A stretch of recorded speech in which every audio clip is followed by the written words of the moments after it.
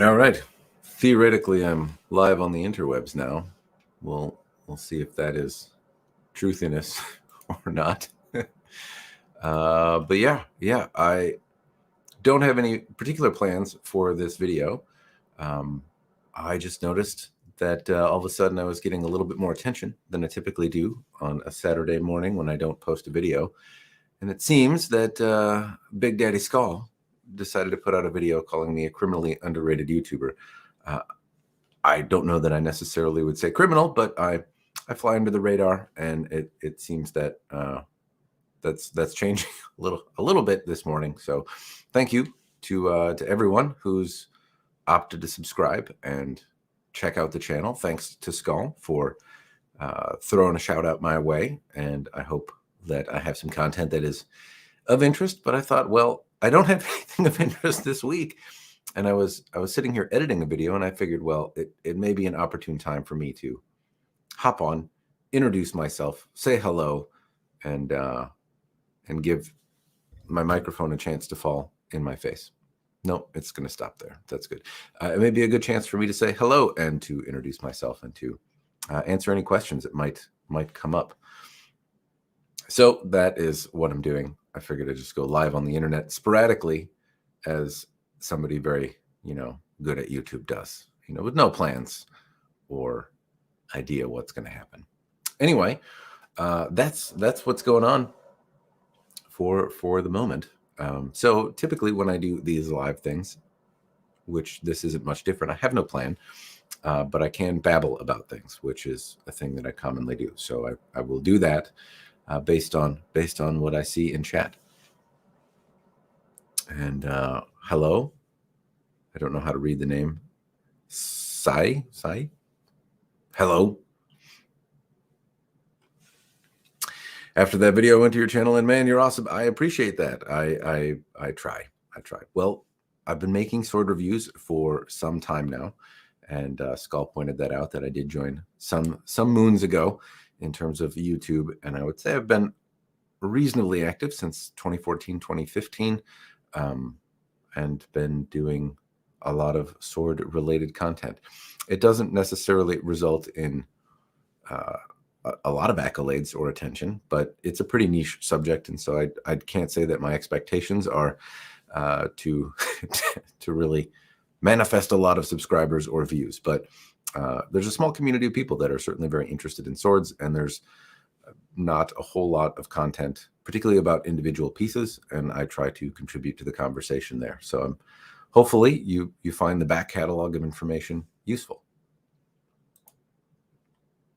Jason, long-time subscribers, thank you for your consistently good content. You are very welcome. You are very welcome. I'm glad that it's been helpful. Hopefully, the content that I've made has helped you decide how to spend your money on it, and if things are worth it or not. What is your favorite and worst sword and related? Favorite and worst swords and related you've tested so far? Well, favorite swords are many. It's tough to even narrow it down to a favorite, because there's so many swords that I have that are wrapped up in some sort of sentimental are more than just the thing, the sword.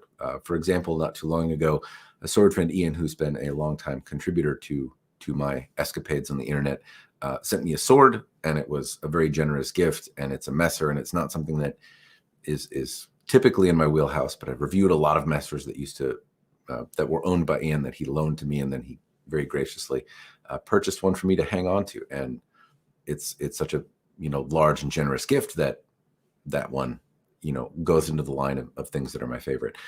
There's swords that I train with very frequently as well, and that I use quite a bit, and that don't necessarily hold the same sentimentality, but that I appreciate as training tools. And I have videos on those as well. So I've got some stuff that points out my favorite katanas and why, my favorite longsword and why. Certainly the messer enters into that. Worst swords, though, that's maybe a different one. There was a sword by Alayubi, and it it was a bad sword. It fell apart. It wasn't heat treated particularly well. The handle exploded. It wasn't made to be a particularly good sword. And it didn't index well. It hurt you. It exploded in your hand. That was probably in recent memory one of the worst swords that I've tested, and just poorly designed and executed in nearly every way.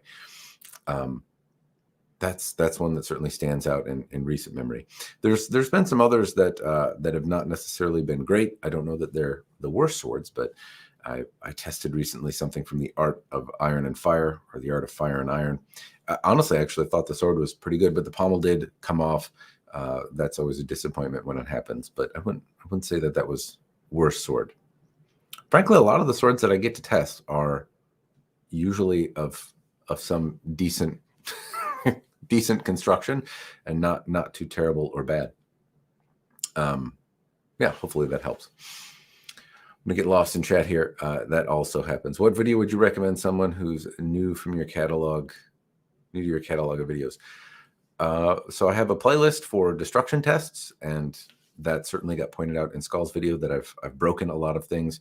That tends to be of interest. I babble a lot. They're very long-winded, so you can skip to the meat and potatoes of things, or just watch it on mute, whichever you want. But generally, I tend to, in those destructive tests, babble about build quality and show some close-ups, and then talk about moving it around and not breaking it. And then the breaking it usually comes in the latter third. So those are what I'm known for. There's a little playlist of Anathar videos as well that were fun. Some people like my drunken reviews. If you like a guy pretending to talk in a movie phone voice and curse, I don't know that the humor's held up particularly well. I haven't done one in years, but some folks like those as well. You are awesome at making tests. Well, I appreciate that, though. Do bear in mind that I don't have any particular scientific method. I go out in the backyard and whack things with them, and hopefully there's some information that you can garner from that. Test is kind of a strong word for it, but we can call them that. I appreciate that you like them. Definitely the channel I come to when I'm looking at a katana. Well, I'm glad. I do try to look at other things too. Hopefully whatever insights I have are useful in other ways too. You are getting a subscriber raid from Skallagrim. Close the gates, raise the drawbridge, man the battlements, hide the women and children, then pray. Yes, that is why I opted to do the live at the moment. If you missed it when you were coming in, I was sitting here editing a video for the YouTubes, and I noticed that I was getting a little bit more attention. So I figured it may be an opportune time to pause video editing and just go live on the internet and say hello. And so in that spirit, hello to everyone that is joining, and thank you, Skall, for sending everyone my way. I hope I have something I can contribute to the conversation. Curious if you have any suggestions on a good rondel dagger. I was thinking about carrying one as a hiking knife. Not really. I know Arms and Armor. I haven't gotten to see, frankly, a lot of rondel daggers, but I have gotten a chance to tour Arms and Armor. They make some pretty cool stuff, and I've seen a lot of examples of those from Todd's Workshop and Todd Cutler. And every now and again, you find a particularly good deal on one on eBay that's usually from Todd's kind of, I can't remember. I get the Todd's Workshop and Todd Cutler mixed up, but the more baseline ones there, I've seen some good deals on Sword Buyer's Guide. Periodically they come up, or on eBay every now and then. Somebody buys a bunch of them, picks the ones they like, and sells the rest, and it's an opportunity to get a deal. But those are usually where I see rondel daggers. I haven't gotten a chance to test many of them, so unfortunately my insight is not going to be particularly useful there. I recently discovered your channel, and you've reignited my passion for blades. Thank you. Well, I'm happy that I could do that for you. It is a hobby with a lot of, it's a very mature hobby, and fortunately one with a lot of passionate people that are interested in making things, and a lot of choices, and a lot of yahoos babbling about it on the internet, myself included. I was just pursuing your videos when I saw the notification. Love the few videos I've seen so far. I'm glad to hear it. I'm glad to hear it. It seems like the folks coming over from Skall's channel that we have similar similar interests.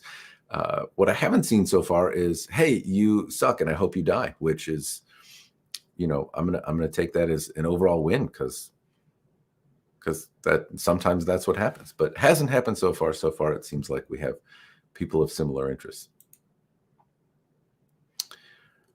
I never heard anything. I never had this channel come up in my YouTube recommendations. I have no idea why. I watch all the big sword guys, so you'd think, right? I can't fault YouTube for the algorithm, though. It is unfortunate that people that would be interested in the content that I make don't necessarily receive notifications and whatnot. At the same time, I can't fault YouTube. I consider my channel larger than I ever thought it would be. It's somewhere around 25,000 subscribers, somewhere in there. At least it was at the start of the day. And to me, that's a lot of people for a Yahoo that babbles on the internet about swords. I enjoy it regardless of the kind of the outcome. I feel like I'm contributing to the conversation. I get some positive accolades. I feel like it's big enough for me. I certainly welcome growth, but that I'm not poo-pooing YouTube too much. It'd be nice if they recommended it more. At the same time, I have this awesome place where I can post things for free, and people theoretically can find it. I'm glad more are doing it now, but at the same time, it still seems a great place to post and have conversation and all sorts of good stuff. So yes, but also YouTube, they're easy to shellac, but from my perspective, they're a good spot to post things, and I'm grateful that I have a place to do it. Especially considering that, like, I can't be making them any money, at least not a lot. I upload enormous video files in 4K that tens of people watch.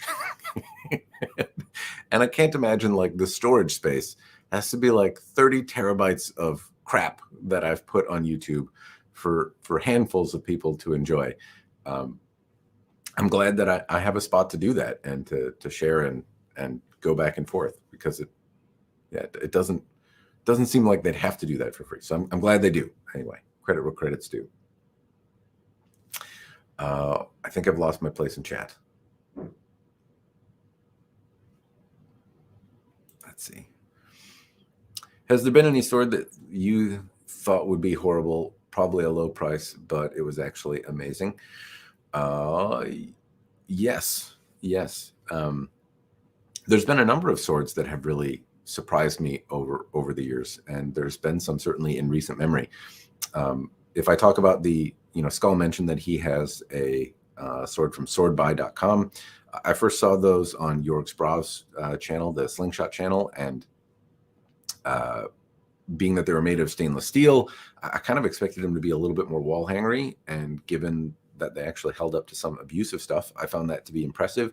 They lack some dynamic properties of a sword and distal taper and some of the geometry, but given that they're in underrepresented categories, that they cut well, and that the stainless steel seemed to hold up to sword-like activities pretty well, I did find that surprising. I wouldn't say that I was in love with them, but I was surprised by them. Lands Connect Emporium is another one. I don't know. I tend to prefer symmetry and machined perfection, and so the kind of handmaidiness and ruggedness and sometimes crudeness of them has grown on me, and many of them have felt really spectacular in the hand, kind of purpose built, but when you hold them, have this sense of intention behind them, which you can kind of feel in your hand. And fortunately, Swordsman Ian has lent me a number of them, and I became impressed with Messers, and now I'm addicted to them a little bit. So those are another one that in a different category that I've been impressed with and wasn't necessarily expecting a lot when I started. And then every now and again, a sword company can impress me. A lot of katanas tend to look the same or have a lot of similarities and look like parts bin specials out of Longchuan, China. But every now and again, one can surprise me. There was a company, Dragon Sword, that sent me something that I didn't really have a lot of high hopes for. A lot of companies will reach out and ask me to review swords, and I never know really until I see them. And this one seemed to have a lot of nice features. I did a video on it recently, and it was a really delightful surprise to review. And it was Still a katana, still probably what you'd expect from a katana, but a lot of little nuances were addressed that I haven't seen addressed from companies selling swords for $400 or $500. So there's plenty of opportunity to be surprised, and even in recent memory. Hopefully that answers your question. And sorry as well, chat, I am really far behind. I suck at doing lives. Well, not in filling the void of conversation, but I do tend to babble about things far back in the chat, and then I get lost. So apologies in advance for that, but I'm going to try to answer your questions as much as I can. If I miss it, apologies. I want to get to everyone, but chat is hard to chat. Hey, checked out a video on your Cold Steel Kriegsmeister. Must commend you on your research. Yeah, the Cold Steel Kriegsmesser is an interesting one. I've seen Shad do a review on it recently, and he had some higher praise for it than I did. But I think we liked things for similar reasons. Mine just seemed to bend a little bit and not necessarily have the greatest heat treatment. But I still think it's a pretty feature-rich sword. His as well didn't seem to have problems with the noggle moving around. But yeah, that's a fun one. I hope I get a chance to play with more of them. Any unacceptable and impractical fantasy weapons you secretly love? Well, the Conan sword is definitely one. I've got the Valyria, the Sabbatai, and the Conan Atlantean swords from Albion, and so I have a small collection of very expensive, large movie prop kind of things. And the Conan the Barbarian sword is an absolutely terrible sword. There are things about it as well that I think may be fun from a review standpoint, because people know it's heavy, and people maybe know it as a round-ish kind of grip, and it's hard to index. And people know that their proportions are a little bit odd. But what doesn't come out in a lot of reviews, for example, is that if you ever hit anything with it, it dynamically wants to rattle itself out of your hand, and you have this 8-pound weight fighting with you to jostle out of your grip or turn. So it's a terrible sword, but it's also awesome. And so that is one fantasy weapon that I secretly love. I don't know if it's necessarily a secret. Other fantasy weapons? I don't know. I'd have to. Yeah, no, nothing else immediately comes to mind, but that doesn't mean that I don't secretly love them. I'm a bit of a nerd. Do you have any new Katana review samples on the table or updates on Katana projects? I've got more of them, is what happened. So I did a video not too long ago about 17 recent additions.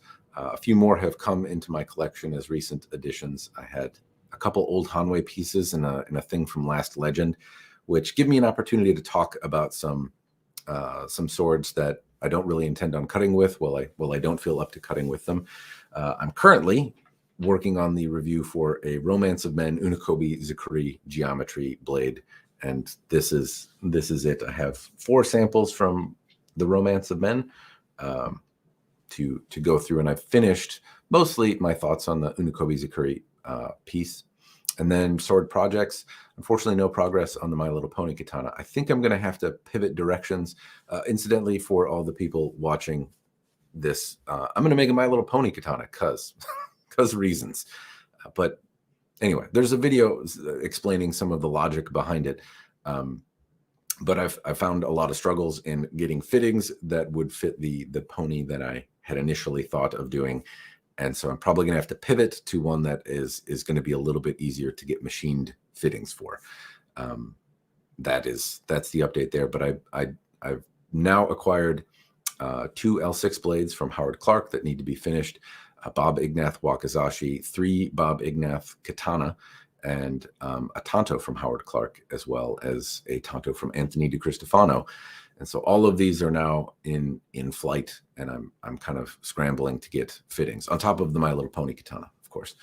So yes, I do have some samples, and then I just got word from Taisuki Nihonto that they are sending out a sample for me to review, and it just got sent in the mail. So I will have a Osuraku themed or style katana, their S05 model line, to review, which is a very expensive sword. It's not often somebody sends me a $3,000 review sample, but I don't know what I'm going to do with it yet. Probably not smash it against things, but I'm going to be my own brand of hard on it and see what happens. Good. The respect I deserve, I'd be caution about getting what I deserve. But I'm grateful that people are taking notice today. And again, special tip: if it were not just past noon, I would grab a beer and hoist it in honor of Skall. But it's a little early for me. Thank you, though, Mike. Any Filipino weapons you might want to make? I think I do still have a couple antique Compulon. I really like the Compulon as a sword. I didn't know what it was when I started taking Filipino martial arts, and I happen to really like anyway the Compulon. So I have some antique pieces that I've thought about revisiting. I think I talked about them a decade ago, but it may be worth doing a little bit of a visual tour of some of those. I don't have any other Filipino weapons around, though, at the moment to review. Not that I wouldn't be happy to do it, though. I don't have any more that I'm going to make, but I'm always a sucker for espada y daga or a ganunting. Not that there aren't other options that are equally awesome to make. Hello, I came from Skall. Thank you. All right, I'm really bad at chat here, so sorry. I'm super duper far behind, but I'm working on it. Shadowversity also tested the Cold Steel Kriegsmesser and didn't seem to, which is good. It seemed like he had a lot of the same critiques and maybe harped or found different levels of frustration with them, but I'm glad that his example didn't bend. He was also not gingerly with it, and it seemed to hold up well. So I think that shows some of the variation that tends to happen. A lot of times reviewers get one sample of a thing, and they are in some capacity handmade, and they don't necessarily all get the same level of treatment, and some get some below the bell curve and some above it. So it seems like maybe I got a below the average one. Hey, you suck and I hope you die. Fantastic. From sword enthusiast to someone reviewing swords for us. From sword enthusiast to someone reviewing swords for us. Won't have, yeah, I hope not, but it does. It's all right. 28.5 subs ass to mouth. No, that's not what that means at the moment. I appreciate the update. So that's a bit of a tick. I don't remember where I started at the start of the day, but I want to say it was a lot less than that. Looking at past 100%. I hope the Skall raid doubles that for you. Now I need to go look if you have a blade for sailboats. I don't have a blade for sailboats. Is there a particular blade for sailboats? I know cutlasses were somewhat popular, but I don't know if that's necessarily a good blade for a sailboat. That's something to think about. Been following you for a while, for a few now, and I believe your reviews are definitely the best. I'm not sure about that, but I appreciate the kind words. Glad you're getting some more exposure. Yeah, it seems to be a busy day for me. Well, now you have a bit more than 10 people for those. Yeah. There may be a few more than 10 people. I'm not sure. I'm not sure. We'll see what happens. Nevertheless, I still appreciate the attention. Hopefully, going live with no plan and trying to keep up with chat is a good idea. Maybe not, but I'm not known for my good ideas. I'm known for smashing swords. I've been a subscriber for around 3 years, and I like your honest opinion on the fact that you break swords. The fact that you break swords to help us decide. The sword breaking, I will note, is I think less an issue now. I want to say that a lot of people that took issue with it, and I can't blame people for taking issue with it, because it's like watching somebody crash a fancy car because they can. And I understand that seeing a person break a thing that still has use and that's, it can crush people's souls a little bit, especially if, there's a person that put in a lot of work and then here's some Yahoo on the internet going and smashing it for likes. But there have been some times where the abusive stuff, and in particular the like intent to destroy, has exposed some issues. And I don't want to. I want to first say, like, I'll mention an LK Chen blade that happened on, but they've made strides to improve it. I like LK Chen stuff. I think they do a good job making swords, and generally they're not flawed or dangerous. But in one particular case, I was reviewing the Song Han Dao, and it held up to doing all sorts of dumb things with it, chopping branches and throwing it and doing all manner of stupid, abusive things that would, I think a lot of people wouldn't necessarily bat an eyelash at me stopping there and saying, okay, that's enough. But when I struck it against a brass fitting on a barrel, so it's a barrel that's on the ground and it's not moving, and a lot of that shot goes into the sword. The sword that I had broke at the hilt, and the second example that was sent broke in the same place, despite immediately moving to the abusive barrel choppy test. And that exposed a flaw that LK Chen since addressed, but it was something that wouldn't have come up if I hadn't intentionally tried to push it to failure. And so I think every now and again, like there's a gem in there that really shows that something needs to be improved. And if not, hopefully it's at least it gives some idea of how something is going to hold up to stupid shenanigans, so that you don't have to. But yes, I think I get less crap for it. I used to get a lot more for breaking stuff, but I'm glad it's enjoyable, if nothing else. Starting. Good luck. Lots of babbles. In fact, it's probably better to watch most of my videos at 2 times. I talk slow, and I try to take a very small, concise point and put as many words into it as possible. So that YouTube filler. I've been looking around for a great Naginata. Don't know how to spell it. I don't know that there's a lot of great Naginata, in honesty. That's a underrepresented category of things.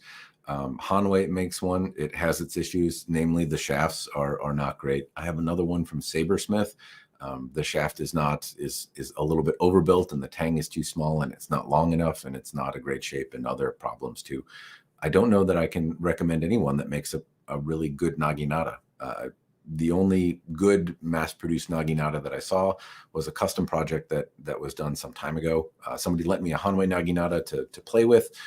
Sent it off to the mystery man in black, who has done a number of projects for me. He did some cool stuff with the shaft, and it came out awesome. But that took a lot, and some special fittings, and even Spicy Mike was involved in that. He made the little butt cap shovel piece for it, because those were tough to find. So that's the only good Naginata, and it took a lot more custom work to do. But I had a video on it. Anyway.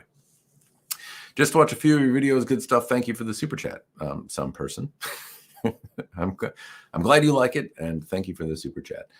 Hopefully, if you are just discovering my channel, I think there's a couple hundred videos on here, and hopefully you can get your $4.99 worth of entertainment from some of the backlog of shenanigans I've done. Like your reviews. I'm glad you do. Babble away, boss man. I can barely keep up just reading. Yeah, I think I've well lost chat, so I'm gonna probably skip forward a little bit. Again, I'm sorry if I miss what you were saying. This is more people than I'm used to. Usually there's a handful of people that join me for my lives, and this time it looks like there's 86 at the moment, which is more, and that means more questions, and that means Matt get far behind in chatty chat. If you could recommend one of your destructive test videos, a new person like me, which one would it be? Well, recently there was a 3V blade that I broke, and it was not my typical katana thing that I broke, but I thought that was interesting given that the type of steel that was used. What else is good? I think I tend to get better at making videos with each video that I make. So I'd watch the most recent ones, and I think those are probably going to be the best. Some folks do like the drunken version, though, and I want to say the Ryujin sword was a drunken version, and that also gets praised. But my video work, I think, has improved since then. Been a while since I got to join one of these. Super swamped at work lately. How's the latest Howard Clark project going? It is going. and that the mystery man in black has one but has not done anything with it, which is totally fine. But I've got to figure out how they're going to work, because I now have a pile of swords to get done. So there's some project orchestrating that will need to happen. Plan generally, for those of you that don't know much about the katana projects, usually I buy a blade secondhand and buy fitting secondhand, and gradually I get the pieces to put together, and that's one of the ways that I can afford to do it, because buying swords new from the folks that manufacture them tends to be on the expensive side. Howard Clark charges around $5,000 for a bare blade, and it's worth it. He's excellent at what he does. But from a guy that tends to do projects, finish them, and sell them, there's not a lot of opportunity for me to not lose my shirt if I buy them new. So I find them secondhand. Usually they're at a discount. I buy the fittings as I see them, and then I send them off to somebody to get mounted, and then somebody to polish the sword. And I didn't have a lot going on over the COVID period, and now I've got myself into like 10 projects at once. But they're moving. My Little Pony katana, yes. Yes. So to rehash the story a little bit, because I was just talking about projects, the mystery man in black is the person who generally does a lot of the mounting work for me, and that he carves a core for the handle, wraps it in samigawa and silk or whatever material, makes a saya, paints it, and does the assembly work. And I usually provide a blade and fittings, and he kind of makes them into a functional sword, if you will. And a lot of times I've done a number of projects over the years. I have no idea how many, but less than 100, but like more than 20. So a few of them. And every now and again, I want to do too much blingy stuff. And there's been this ongoing joke between me and the mystery man in black that says, like, if you do that, Matt, it's going to turn into a My Little Pony katana, because I want so much bling or color, or I want to do something silly. So it seemed prudent, or like it was just time to make an intentional My Little Pony katana and go all in on doing something absolutely ludicrous. Now I have a blade that I think is going to work well, and now I just need to find fittings so that I can shape the project from there. And I did a video about my plans, and unfortunately, I think I'm going to have to pivot a little bit to a different, less bold but still My Little Pony themed sword. I should probably make a follow-up video. What do you think about the quality overall on Ryan's sword in the $500 range? Going on the examples that they've sent me, I've had a $135 sword and a $350 sword from Ryan Katana or Ryan sword, and the $350 one was full of features. It was laminated, and I broke it apart and showed that it was in fact a laminated blade. It was folded. It felt nice. It came with good fittings. So I think you get a lot of sword for the money. There are some red flags from time to time with Ryan swords, so be sure you're getting what you're asking for. I know there's been cases in the past where they haven't, but generally at the moment, people seem to be happy with the swords that they're getting from them. And I think they offer a lot for the money. Will the My Little Pony katana cut problems using friendship or an actual edge? It's an actual sharp sword. It will. Yeah, I don't know. My brain is going. There's a lot of funny things about that. Would you prefer to bring a knife to a sword fight or a sword to a gunfight? I think knife to a sword fight would. I think that would be the choice. Shooting from the hip there. Hey Matt, hope you're doing well, and your arm is getting better. Kind of, and then until it doesn't. I was wondering, is there a sword blade geometry that you dislike? For example, do you dislike an Akobi Zakuri? Dislike? No. I think the Moruha, basically the really, really old Tachi style blades, I don't tend to favor them. They look cool, but I can't. They're a katana, and I want to use them like a katana, but I can't do EI with them, or I'll cut myself, and it's very easy to forget that. So the Moruha blades they basically have a typical katana general shape, but then they transition into a double-edged blade, the latter third, and come to like an old Ken style shaped point, or like a double-edged point a little bit. And if you try to do noto or move the sword in the way that I've been taught, or use it in the way that I've been taught, it's very easy to cut yourself. They do offer some other perks though, but that is a geometry that I like the look of, but I don't typically like to handle very much, at least in the realm of katana. Other geometry that I don't know, there's a lot of geometries in swords that I tend to like the look of, but not the feel of. The type 14 is a great example in the European side of things. The Albions that I've had the Yeoman, and I still have a Sovereign. And I love the way the Type 14 looks, and it reminds me of Sword in the Stone, and it's a beautiful shape, but I don't particularly like moving them around. I think all of them have been kind of not as great as the other, like the Squire that I've had, or I can't remember which ones. I got to play with the Vigil from Albion as well, which is also wide, but felt a lot more nimble in the hand. So there are some geometries that I don't seem to vibe with particularly well in some swords. Hopefully that answered your question. I'm going to skip forward a little bit. Sorry if I'm missing questions here. I'm just so far behind. I, for one, needed Skall to find you. Though it's awesome you rated, you've always been beautiful, play on, play out.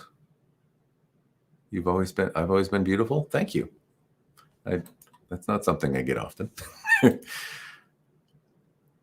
Matt is finally doing a live stream I can enjoy here from Germany, which is not in the middle of the night. Yes, all it took is a random raid from Skall, I guess, to do that.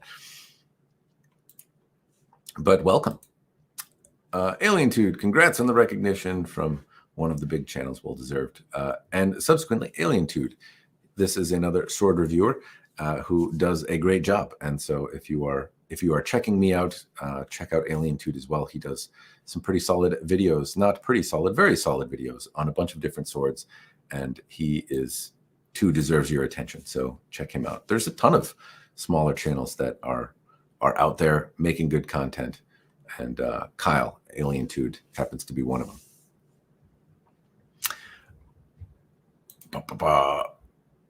Regarding the LK Chen experience, that's some good R&D for sword makers, and a win for you too. I'd say destructive testing is good by educated fellows because it could improve the industry.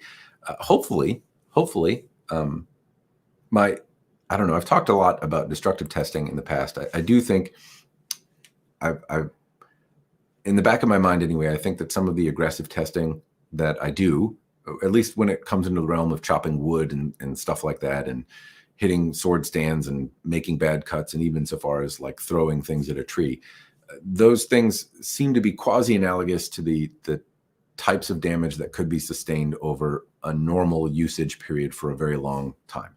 And I say that because I've seen Iaito break at the hilt a few times in class, and the people aren't smacking their Iaito against walls and bricks and stuff, but just the routine aggressive stopping and posturing that happens with those swords causes enough flex around the hilt to cause them to break. And a number of practitioners have broken over, the decades of time they've been doing Iaito. They've gone through maybe 2 or 3 that have broken at the hilt, particularly if they're, powerful movers. And so I think about that, like swishing air and stopping is enough to eventually break the sword. Conceivably, doing some abusive stuff is in a non-scientific way, accelerating the average use factor quite a bit. I don't think that necessarily applies when you go and whack a metal rod in your backyard with it, but I do think there's potentially some idea on how well will this hold up over time if you're being really abusive with it, and the longer it does, conceivably, the more likely you are to have a good sword for a long period of time. Not always. There's no scientific portion to that, but it does seem to hold up. And every now and again, something doesn't work the way it's supposed to, and it's nice to know that. Don't buy Ryan Sword Naginata. Here's another one, Samurai Bird, a fellow sword reviewer. Again, if you're checking out my channel, Samurai Bird does some cool sword reviews. And for the gentleman looking at the Naginata earlier, he talked about a Ryan Sword Naginata that was not so great. Well, he was most displeased with the Ryan Sword. In the swords that I've had from them, I've been reasonably happy, actually. But I can say that Samurai Bird's experience with the Naginata did make me not necessarily want to try one from Ryan Sword. Favorite video you've made? Oh, and you've got Wesley in the title. The Princess Bride is there. I recognize it. Yes, favorite sword video I've made. The next one. I do, like I mentioned, try to get better at each video that I'm making. I figure out the software, figure out cameras or lenses or something that hopefully makes me a little better at each one. So I'm trying to improve, though. Admittedly, my health has not allowed me to do some fun stuff with swords recently. But yeah, always the next one. Is there a particular video that I'm proud of? No. Always the next one. But I would say that the reviews that I put out, as well as the destructive test, probably get the most attention. If a company or a private person is sending me their property, then I try to be respectful and cognizant of that and put a lot into the video, or at least as much as I can. Maybe too much. At least too much rambles and babbling and not enough to the point. But yeah, sorry, I don't have a better answer. I should have a favorite video, but I think it's always the next one. Yes, it's hard to find a good one. That's why I'm looking for one.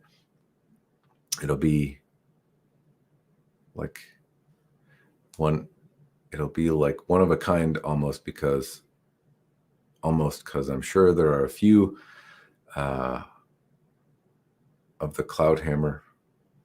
A few of their Cloudhammer had one, but I didn't have the money at the time.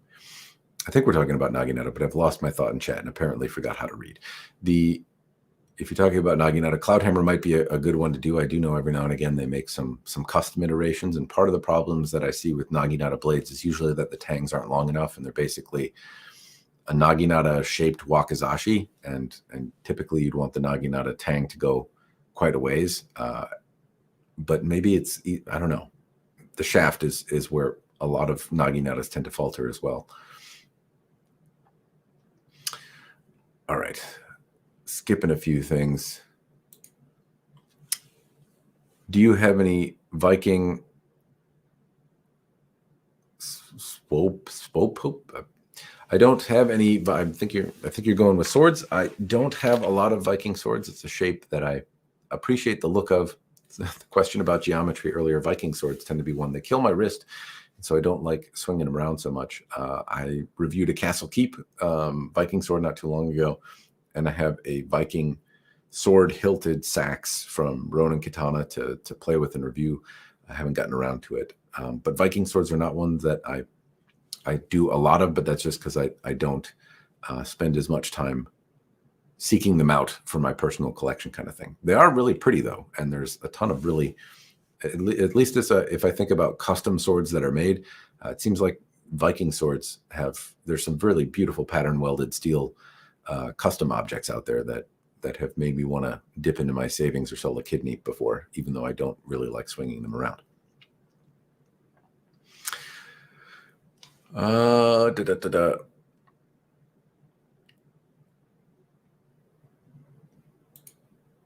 Wife's up, gotta run. Glad to find your channel. Well, thank you for joining. I hope it was fun. Yesterday, I received my first blade of the year, Topeka German swept hilt rapier. Surprisingly good, tempered well, wooden core scabbard, peen pommel. Got any experience with Topeka? Yes, one experience with Topeka, and it was unfortunately not so great. Though I did really like the shape of the sword, and I thought it was very handsome, and I thought they did an excellent job on the scabbard, especially given that it was like a $200 type 14 or type 15 arming sword. Anyway, it was the Castilian arming sword from Topeka. Called Athena sent it my way to do a review on, and I pushed it to failure.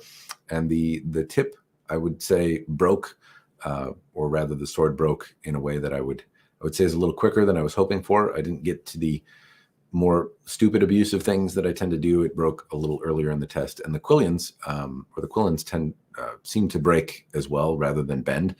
And so from a functional standpoint, it was a bit of a disappointment. From a visual standpoint, I thought it was a very feature-rich sword with a very nice scabbard, given the budget price point. And that's really the only one that I've gotten to play with from Topeka so far. And I may have gotten a dud. I'm not sure, because some folks say they hold up really well to doing silly things like I did in the video, but that one didn't happen too. Matt, did you hear about the big shout out you got? Yes. Figure, yes, the title of my stream being "Thank You, Skall" would hopefully be indicative of that. But that's, yes, I did. I noticed that I was getting a few more comments than I typically do, and so I figured, why not go on the internet? But yes, I did, and tip of my hat to Skall, and thank you for doing that. New viewer here, unfamiliar with katanas. What does EI stand? So I'm glad I read it as L first. What does L stand for? But EI is is usually like the moving them around, or kata, or something to that extent. So if you're doing Iaido, there's an Iaito, which is the sword you use, and typically it's a dull sword and very often made from like a zinc aluminum thing that isn't going to hold an edge particularly well. And those are the swords you use to do Iaido. Not that you can't use a live blade or something sharp or real to do it as well. And it's just the kind of choreographed series of movements that you practice over and over and over again. And that's Iaido. And many, there's Iaido, which I think is just a type of Japanese martial art, but a lot of, like, Toyama Ryu is a martial art that I study. It's a style of Kenjutsu, and there is a component of Iaido, or like a scripted series of individual solo drills that you do that they call Iaido in the form. Anyway, it's swinging the sword around in air, typically, and drawing and sheathing it after doing a set of scripted movements. Hopefully that's a reasonable explanation. Congratulations. Yes, thank you. Mr. Jensen, what's the most expensive sword you have put in your hands? Alientude showed a fantastic Howard Clark with antique koshirai. The most expensive sword I've put in my hands was courtesy of Nihonto US. Andy is the guy that runs Nihonto US. And some moons ago, I realized that he was a local guy. And I said, hey, I'm a stranger from the internet. Can I buy you a cup of coffee or bend your ear about swords? And he invited me over, and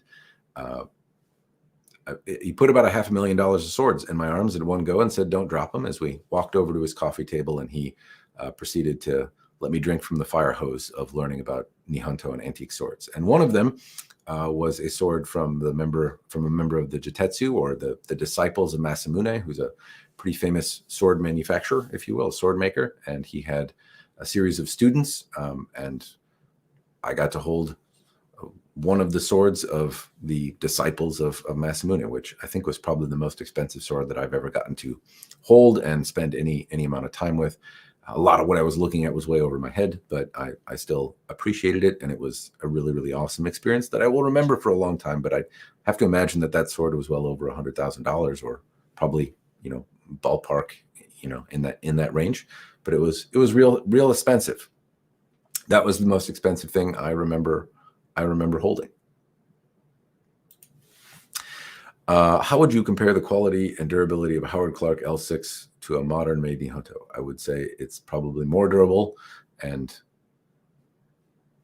yes, and just different. So a modern made Nihonto, you're still using typically traditional iron sand and bloomery steel to make a sword. And not that they can't be very good and durable, but in contrast to a homogeneous steel that is kind of purpose built to be durable and resilient in the ways of doing kind of silly things.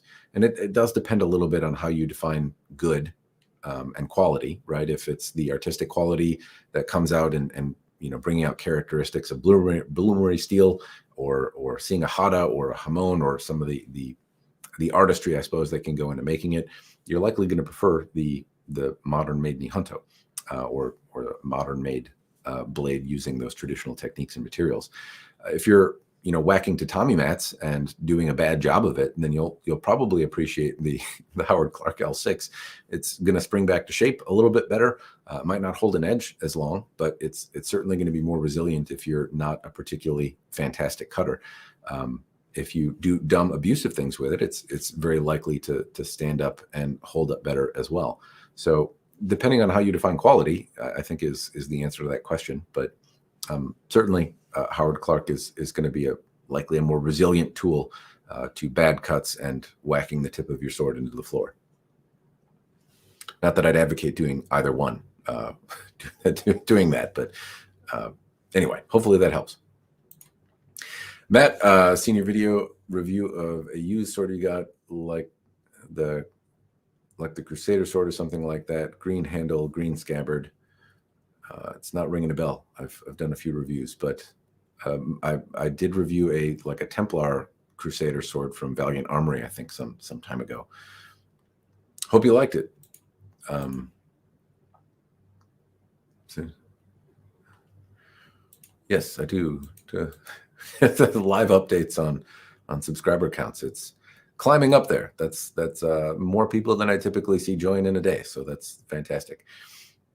What katana would you buy for cutting if you only wanted to spend around $200?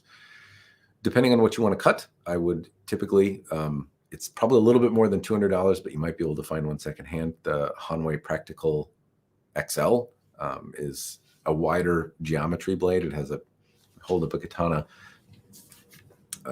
So the Practical XL, which I don't happen to have around, this way, looking this way, this is wider by 1/8 of an inch or so, and that tends to lend it to being a better tatami cutter. So if you're cutting tatami, bamboo, or things like that, the XL geometry is a fantastic tool to have. And the Practical XL, I think, is the cheapest sword that you can buy with that geometry and a steel that's kind of forgiving. If you're not doing that, then there's a few more options. There's swords from Cloudhammer. I'm not sure if any of them go to the $200 price point, but they seem to be generally pretty well made, pretty sharp, and give you a lot for $200. In the sub $200 range, I still like the Ronin RK katana. Lots of little nuances were addressed and right and tight for a $140 sword, but that one was pretty good. It does depend a lot on what you want to cut with it, though, and if you intend on being nice to it or not. Because if you're not going to be nice, a through-hardened sword is usually a little bit more resilient. Have I reviewed any bronze blades? I have not. I've not reviewed any bronze blades. I'm subscribed to you since 2006. I remember the videos with beer in the snow. Good times. Yes, I drink a little bit less now, though there's plenty of snow outside right now. Thank you for the super chat. Talk about bodonks. Why? I don't know what that is.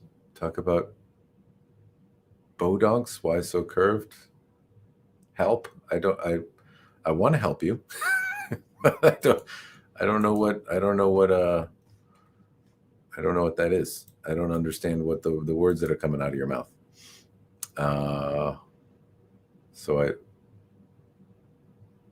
Bondia. I'm not sure what that is, so I can't talk about it. Why so curved? Well, I appreciate the super chat. If you can clarify, I will be happy to elaborate on my thoughts on words I can't read. Salsa Holograms video subbed. Can't wait to check out your video. Well, thank you very much. I'm glad. Joe, JS Bladecraft here. So Joe is another small creator. If we're there's been a few here: Alien Tude, Samurai Bird, and JS Bladecrafts, all creators that talk about swords on the internet that you should check out. And hello, Joe. Thank you for joining the live stream.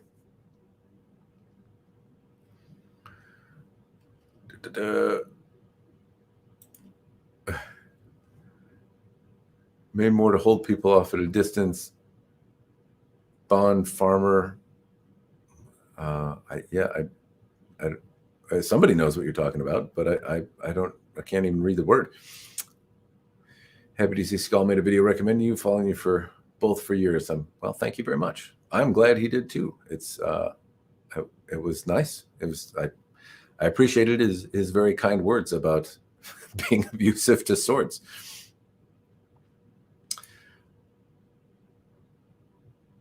Do they have practical axe purposes? Is it an axe that you're talking about? I'm late in chat, and so I'm finding out from people here for the raid. Watched your video about $130 katana versus a $2,000 katana. I was very impressed with your knowledge. Keep making great content. That if I were smart, I would make more content like that. There are some videos that do better, and when I don't talk about a specific product, then it tends to do better if I make content like that. But I don't have that many questions to answer, so I tend to stay in my lane a little bit and talk about sword reviews.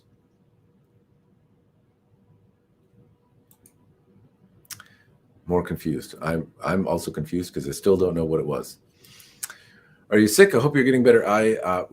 In terms of health, since some of you are new, I had my merry-go-round turn at COVID. I don't know if that's the right analogy to say, but I got COVID. It was not fun, and I'm out the other end of it for the most part. And I've had a bad run of tennis elbow that has not gone away. People tell me to rest, and then it will, and then I don't, and then it doesn't. And so I'm smart that way, but it's gradually been getting better.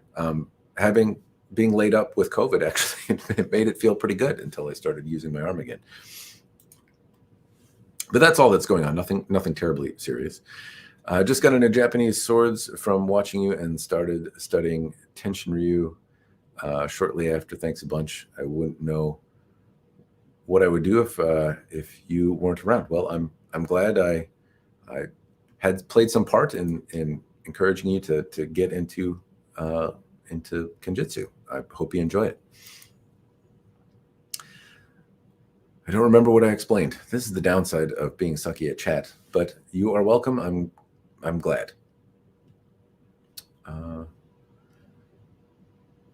Bought my first Ronin katana. Bought my first katana Ronin first, then went that went out of business. An antique fitting from Matt back in 2011 before YouTube fame. His humbleness kept me loyal. Good to see you. Well, I appreciate it. Was there a Ronin? I know there was a Ronin brand that went out of business, but not Ronin katana. They're still out there fighting, so hopefully not that one. Hey, Matt, I owned a Minasoka Yaito, bought in Japan. Hopefully I'm saying that name right. Where I currently live for about 3 years now. Are Yaito really night and day difference compared to Nihonto in terms of handling and agility? It depends. Generally, the zinc aluminum blades that are made for Yaito tend to be on the lighter side, and the zinc aluminum, I think, just has like a less density, though I don't know if that is true. But generally speaking, Yaito tend to be lighter. They don't have to be, though. I have an Yaito that I use that's close to 4 pounds. I call her Bertha, and it's a very big and heavy Yaito. So they can be made more substantial and weightier. Generally speaking, though, the like really base level swords tend to be quite a bit lighter. Very often they're under 2 pounds, and it's not very common to find katana under 2 pounds. They exist, certainly, but a lot of the more modern made ones tend to be a little bit thicker. And 3 pounds tends to be, or at least 2.5 pounds, tends to be a little bit more common in that range for the middle side of things. So just in weight, they tend to be lighter. The point of balance tends to be a little smaller too, or closer to 3 or 4 inches. It's not uncommon to find katana with points of balance 5 or 6 inches up. Not that all of them are like that, but certainly some of them are. So they do tend to feel a little weightier in the hand when you get a live blade, and a lot of live blades tend to be on the more robust side rather than the lighter side. I think lighter blades break easier when they forge them. So I think you tend to see more robust, kind of stouter blades on the market than light, lively ones. Hey, Matt, Skall brought me here. What are your thoughts on geometry of longsword with a tip that's in the shape of a diamond? Do you think it would add better tip cuts since there's extra mass? Not too long ago, I reviewed a sword from the Art of Iron and Fire, the Art of Fire and Iron. I mix them up, and it didn't have a reinforced diamond tip. So if I think about the tip, it usually it preserves its diamond shape, but it tends to become thicker, and this one didn't do that. It continued to taper down, and I think both are likely historically accurate. I'm sure you found reinforced tips historically, and I'm sure you found tips that got very, very thin. And so in this case, I think having a non-reinforced tip, depending on the type of clothing that you're using, it's likely going to penetrate further and better and cut better. At the same time, it was not particularly durable and was an easy point for the sword to bend, where if it were reinforced, it probably wouldn't have bent as aggressively as it did in my testing. If you're trying to get through mail, if you're trying to get the gap in plate, if you're going to be regularly encountering things that are going to stop the tip, then having a reinforced one likely is going to aid in you still having a tip for a prolonged period of time. But I don't think reinforced tips necessarily help in cutting, particularly with the tip. They can help in maintaining that you still have a tip if you're stabbing into hard things, or give you some extra resilience there if you need to really push.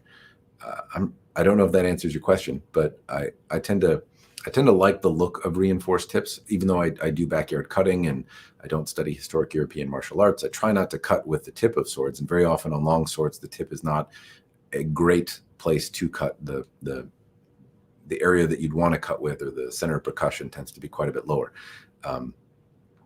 And so a reinforced tip, I like the look of. It's harder to make and harder to do well and harder to keep on there and have it done nicely. And it shows a little bit more complexity in the geometry, which as a collector and person that likes the look of, I tend to appreciate that. And I would think if I wanted to really stab something, the likelihood that I'd encounter multiple layers of clothing or something like that, I'd probably appreciate having the reinforced tip over the one that may work a little bit better for fewer thrusts. There's my babbles on that. Just wanted to say I absolutely love your content. Thank you. It's all going to go to my head today. There's been very few people have told me to die from cancer of the ass today. So I'm going to get all heady and I probably won't, but I'm glad you like it. Your testing is perfect. It's practical testing compared to the other. I'm glad you like the content. How much curve do you prefer on a katana? Depends on what I'm doing. I think like really deep, 1 to 1.5 inches deep, which is pretty deep for most swords in the 29-inch range. I think they look really elegant, but they're not particularly fun to use for Iaido or for practicing, and they don't necessarily cut well. About 1/2 inch of sori or 1/4 inch of sori tends to work pretty well if I'm cutting stationary straw mats and doing my best impersonation of a lawnmower. Where really should slow down on the questions chat. I guess I'm not noticing. Your reviews are really good. I'm glad. Thank you. All right. Strange Nordic peasant axe. I will have to look it up. I have no idea what you were talking about, but you gave me some homework, so I will follow up and hopefully have an opinion next time I do a live. But generally speaking, I don't know a ton about axes other than you whack stuff with them. but I don't. I certainly have less information about it. So I will look into it and see if I can at least have an opinion for next time. I think Nordic axes are cool. I just don't know how to do much with them. What recommendations would you have for someone new to the sword reviewing world? Now that I'm getting bigger, that's a fair and good question. My general suggestion, or at least things that I struggle with, I try to do better each time.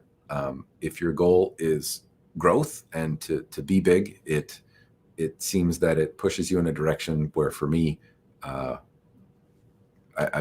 don't know, make the content that you like. If your goal is growth, I don't know that I'm a great person to look at. As Skall mentioned, I've been here a very long time, and my channel, by comparison to many, is still pretty small. So growth is certainly not something that I can critique you in, but or at least give you much advice in. Usually, your subscribers will tell you the types of content that they enjoy, and then make more of that. And try to make content that you like. I know it's very easy when you're not in the mood to do it, but feel like you have to.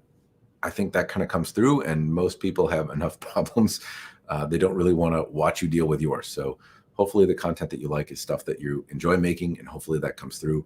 I certainly know I find myself watching content that that is people doing what they love, and that kind of joy is contagious, and makes me forget about my stuff for a minute, and in that I find myself watching stuff that I don't have any business watching. You know, it could be underwater basket weaving, but if somebody is really sharing their passion for it, it's entirely possible that I could get lost in it too. And so if you have that kind of contagious joy, that would be something I would encourage you to share, because I think that's good. Otherwise, you know, just throw it out there, and you'll find your way. But try to be better each time. At least I think I do that. I think I've grown a little bit, and eventually you figure out what works for you, the type of content that you enjoy making, and hopefully it resonates with people. But again, sorry, I don't have much in the way of growth. If you're looking to actually have other people watch, hopefully get mentioned by Skall. That's will you post this video on your channel? Yes, it should be up there. It'll anytime I do a live, it tends to be up there, with the, I think, exception of one that I pulled down because someone got a little racist. Do you know much about the cheapest, how much the cheapest Motohara is? I'd guess around $2,000. I could be completely wrong on that. That was the place they started a while ago, but not, I don't know if they're still there, but it was around $1,500 to $2,000. If you ping Jason and let him know you're on a budget, it's possible he may have some insights. He's the owner and proprietor of Evolution Blades, or Motohara, who incidentally make very good training tools, very nice swords if you're looking for a high-end katana. The other thing you can keep an eye out on is the secondhand market. They've been at it for a minute, and every now and again they come up secondhand, and usually with a reasonable savings to boot. So keep your eye out there. Thank you for the super chat. I will check out the wiki afterward. But you didn't have to pay more for me to research it. I feel bad not knowing what the heck you're talking about. I'll certainly check it out after the stream. I don't know that you want to watch me do homework though, so not at the moment. You know the Gürtel? I would love to see your opinion. I don't know what that is either. I'm getting a lot of questions about stuff I know nothing about. Some more homework. I have Norwegian battle axes and Gürtels to Gartel. Am I saying it right? I have not heard of Iron Poet swords. I don't know. Nope. There's lots of sword vendors, incidentally, that I don't know about. That doesn't mean they're bad, though. Just because I'm not familiar with them doesn't mean anything. Other than, you know, they're not necessarily, they're reaching their target audience about as much as the YouTube algorithm, perhaps. I don't have money for swords or know much about what goes into making them, but I'm here because my inner child wants to see some swords destroyed for educational purposes, obviously. Well, there's a playlist for you. I'm not going to do it here. So if you are wasting your time being on the live, sir, there's a few videos that you should watch on my channel where I break swords. I think I have them in a playlist. I'd encourage you to check them out. Stretching your hell are a lot of physical therapy is never bad. I'm trying. I'm doing the things, but it's not moving. It's not moving quickly. I used to heal fast when I was young. I've had tennis elbow before, and it wasn't lingering for months. But I'm old. Plus, I got this awesome beard from being old, so couldn't do that when I was young. Thanks to Skall for pointing us to good content. I've been checking out your videos, your video history. I hope you find something you like. And yeah, Skall, he's been the man of the hour here. Thanks to him for introducing me to so many more people. Thank you for reviewing the Rona Katana stuff. You boosted my confidence in a budget option line of swords. Gave me a general idea of how much abuse to give swords. Hopefully don't abuse them, or do. It can be really fun, but you have an idea of what to expect. Respectfully, I wouldn't say you are bad at chat. Rather that you have room to improve. Thank you. That is the same thing, but more polite. Yes, I'm getting there. I am probably really, really far back. I'm going to skip ahead on chat so I can. No, maybe I'm not that far back. Okay.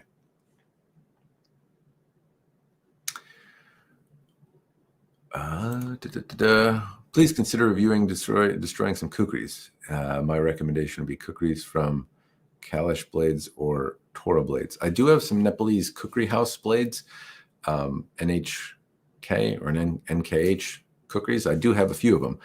They seem like they are going to be painful to destroy, though. But fair enough. I can consider pushing some kukris to failure. I certainly wouldn't mind doing it, and I haven't had anything from either of those two vendors. I can reach out and see if they're amiable to sending me something to smash on camera. I'm a nurse, and I can tell you that cancer of the ass is really bad. That's probably why I am encouraged so frequently to die from it, I assume. That's the downside, I suppose, though I haven't gotten any flack really today. Everyone's been very, very kind and very, very nice anyway in their comments.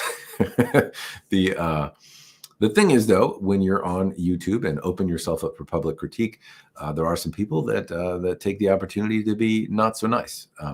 Generally speaking, even the folks that are not being particularly nice, sometimes they have a point, and not well. Quite often, it's been good in my case. But yeah, there are some times that you get told some unkind things, and I wish I could tell you that I didn't care. I do. I wish everyone liked me and liked my content and didn't say mean things that hurt my feelings. But so far, no one has cut deep enough to make me change or at least not stop making content. There have been times, though, that people have given me very candid feedback that has steered my content, hopefully for the better. Though sometimes it ebbs and flows. I mean, for example, I used to think when I started making content that I really didn't have a lot of knowledge to share, so I could at least make it funny. And I was making kind of more drunken reviews than anything else, and it was just for kind of shits and giggles.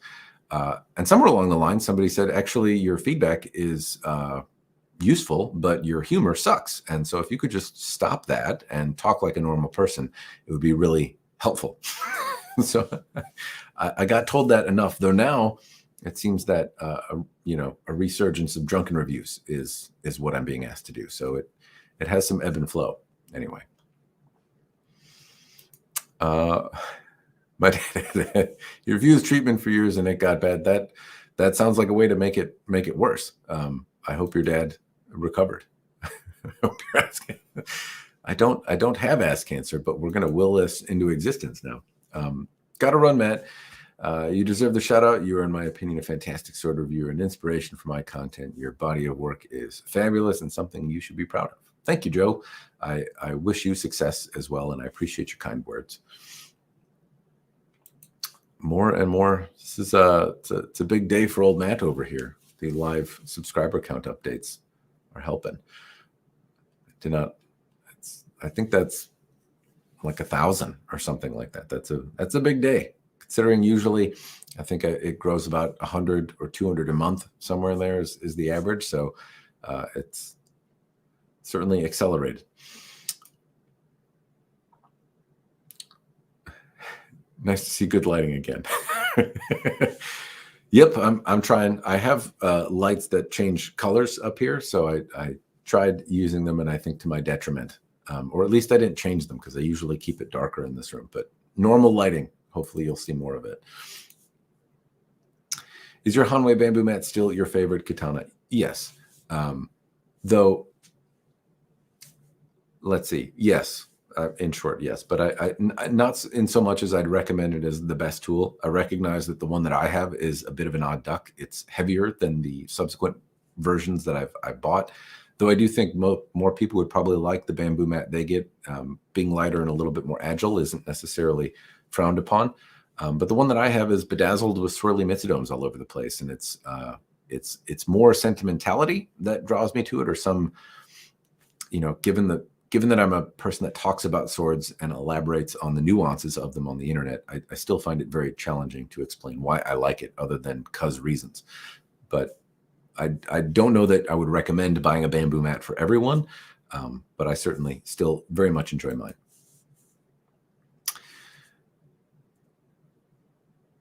You have tennis elbow, or orgonites, dude, or Tai Chi, or Qigong, replenish your youthful chi or believe in Western medicine until it gets worse. Fair enough. Yes, I've been rubbing lots of essential oils and ointments and things like that. Rest has been actually the most helpful. My elbow got better over being laid up for COVID more than any other time in the last few months. So if I actually stick with not using it to let it heal, maybe that'll help. Pushing a kukri to failure would be a very, very long video. Well, I'm not sure. The croquet stick of doom has a way. Joe X might have done it. He breaks lots of stuff. It's old and I believe out of production, but would you ever check out the Kwai-Gen from... I have one, actually. It's over there, and I'm somewhere in the sword room, which is full of swords. So I'd have to dig it up, but I do have one. Unfortunately, the handle has come undone, but it is a delight.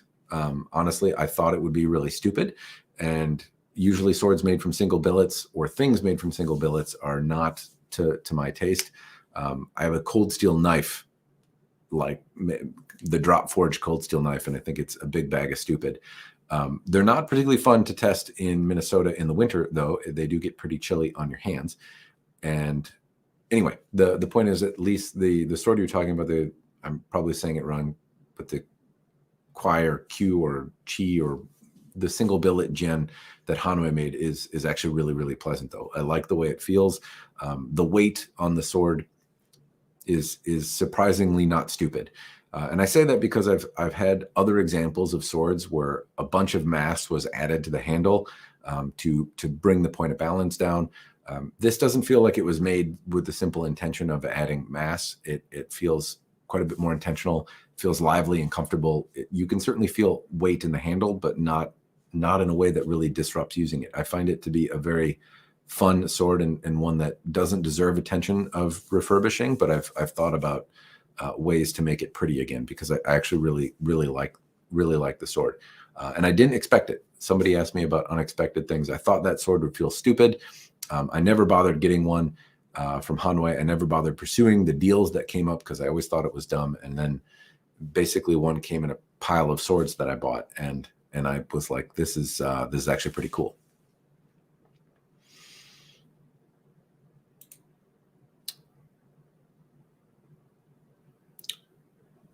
Shot it with, I'm not sure what you shot, but you shot something. Maybe you're already doing it, but have you tried funding your sword buying through a Patreon, letting patrons choose which sword to review, then giving away what's left of the sword?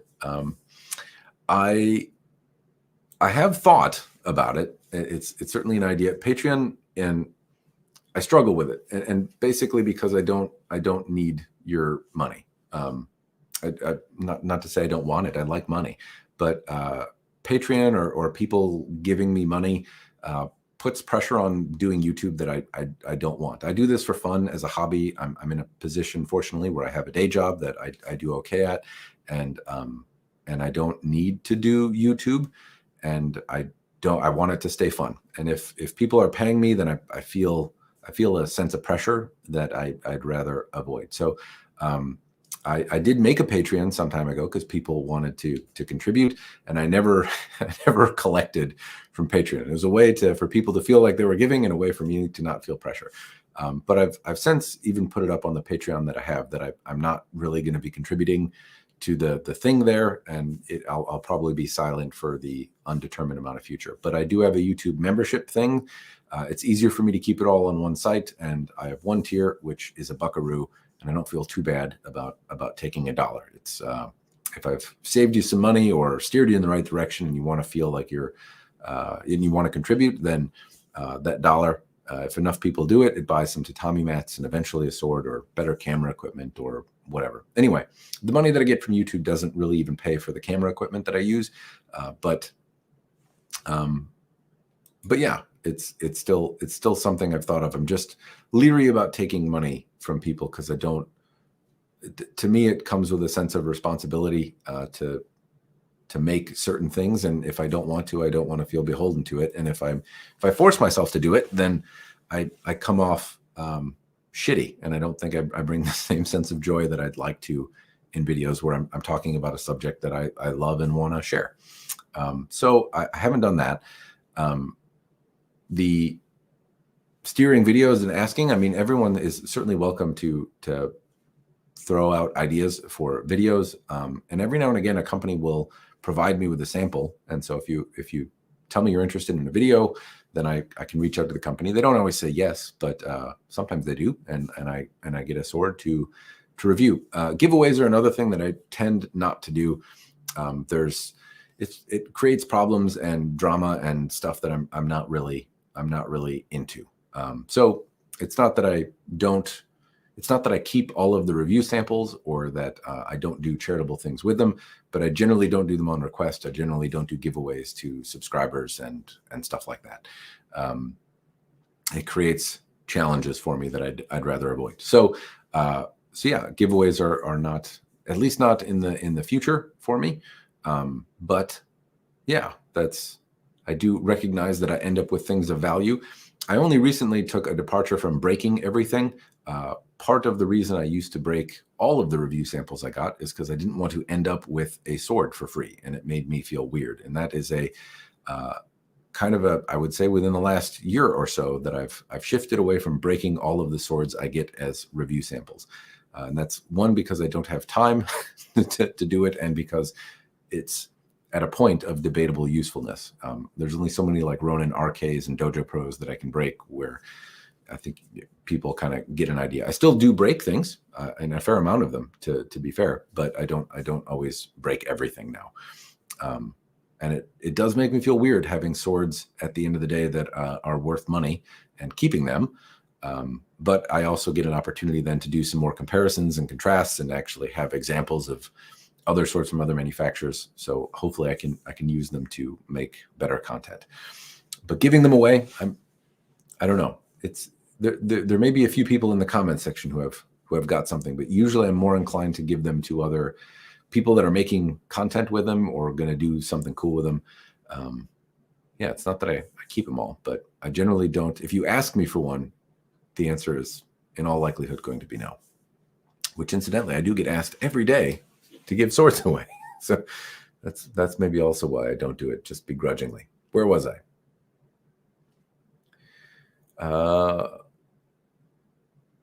Hopefully that answered your question. Gertil is a wood chopping tool that sometimes I work at, sometimes as a gardener. I wonder sometimes if it's a good weapon, because some tools ended up as weapons of history. Yeah, from my understanding, there were weapons that were made to be weapons, and then there were tools that got used as weapons for lack of something purpose-built as a weapon, or because it was available.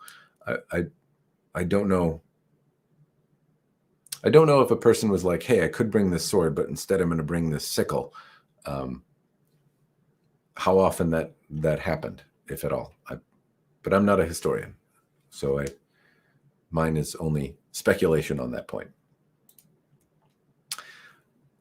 I'm looking at the Shinwa Lucidity Katana, hand-forged T10 high carbon steel, copper colored finish, full tang, battle ready. That's a lot for $150. Do you think it's a good sword for mild cutting?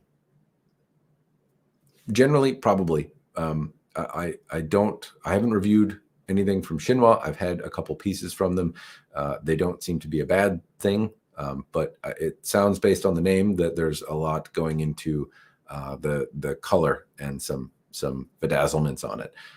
For $150, at least in swords that I've tested, the Ronin RK series is around that ballpark and was really quite good. So that one gets a thumbs up from me. I did play with a sword from Romance of Men that had a colored blade. It was okay, but I didn't necessarily find the cost on the colored blade portion to be necessarily worthwhile. Ryan Sword sent me a $130 sword that I thought was pretty good. It was through hardened. Hanban Sword also sent me something around $200. It held up really well. So in the less expensive price point, I have a few videos of different swords and companies to take a look at. Generally, like the copper colored finish and the blade colorings don't hold up particularly well and aren't things that I would necessarily recommend. But if something about it strikes a chord with you, I can't tell you that it's going to crack in half or anything, but I haven't tested much from Shinwa. Who else wants to see Matt break? I did throw out my name in the hat many moons ago and said I would happily break one, but they don't seem to want to send me a review sample, which I can't fault them for. In fairness, though, it would be kind of a jerk move if Albion has got a queue a year long. I don't think they need me helping them get the word out, and I don't think anyone would be appreciative of a sword that could go to a person who paid a year ago already instead of coming to me. They also don't seem too keen on sending out like factory seconds or like junk to break. I did ask many moons ago if they have something from like the Moat line of things that would give me an idea of how well things hold up from heat treatment. I don't think they want to do anything like that either, but I'd be happy to break one if it's, I don't want to break any of mine, of course, but if somebody offered one with the intent to push to failure, I would oblige. What is your opinion on modern tactical katanas, the Tactical line? Hanwei used to make one. SBG is selling a katana one. I've always been intrigued by how one made with modern, more durable materials would fare. I don't generally like them. I have had the Hanwei Tactical Katana. I don't really get it.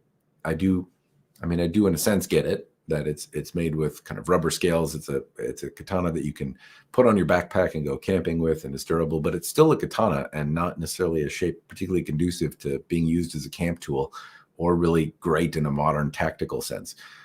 It always baffled my mind that the tactical wakizashi would sometimes sell for like $500 or something like that when they went out of production, because they didn't seem all that great a tactical tool. But I'm not an expert in what is or is not a good tactical tool. Generally speaking, though, I don't particularly like them. They can be fun, but that seems to be the extent of what they are. I have a Honshu line tactical kind of wakizashi to review, and some time ago I reviewed or at least I contributed to the review on the Hanwei Banshee on the on Unsheathed Sword Reviews. I participated in a Hanwei Banshee conversation there, and that's kind of a tactical katana, but I think it did a better job at being a kind of both tactical and kind of camp tool. In short, though, I struggle to see how they're tactically good, but I'm not really qualified to assess that. As like a camp or fun thing, though, they just don't have the shape that makes me want to use them or bring them as like a camp tool. It'd be nice to see you explore into the realms of learning to make or to repair stuff too. I know you have touched on it a little bit, but the more subs you get, the more you'll get asking, how do I fix this or that? That's fair. I made my debatably useful guide on fixing various katana things, but I tend to suck at it. I might be able to get people on who can explain it better, though. I know I'd like to have Josiah Boomershine on. He has a wakizashi that he is polishing for me. He sent me some video of him doing it. I think it'd be good to talk specifically about his methods and get competent people on. I think that would be a more perhaps useful use of platform that I have here. How's the weather? Poopy. It snowed a lot where I live in Minnesota. I got intimately familiar with the workings of my snowblower, and it's now cold, and I still have some outdoor work to do. But I don't mind the cold, honestly. It's not so bad. If I were smart, I'd be going and using it as a beautiful backdrop, but I'm too lazy to do that at the moment.